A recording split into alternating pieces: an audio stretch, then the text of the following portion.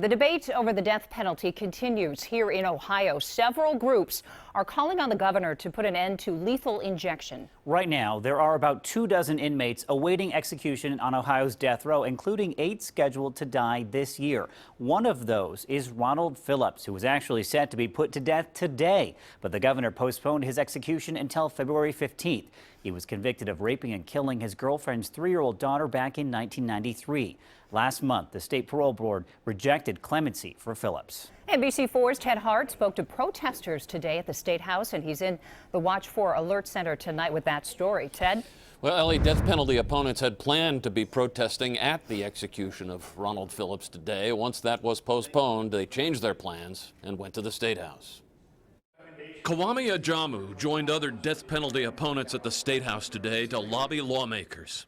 Ajamu was 17 years old when he was convicted of murder and sent to death row. I had to grow up real fast because I had been sentenced to die, and now I'm in this box that I can literally touch each wall with my hands and the ceiling.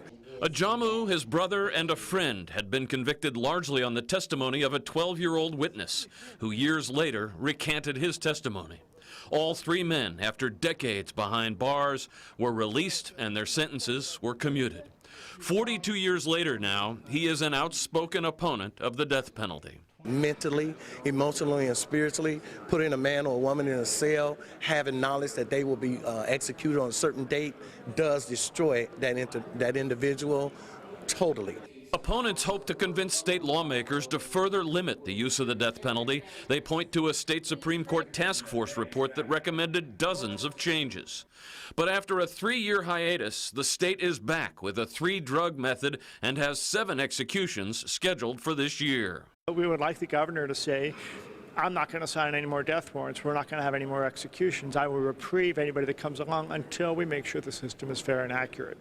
And the state's new 3-drug method for execution is still being challenged in federal court, so the calendar for executions this year could change yet again. Ted Hart, NBC4.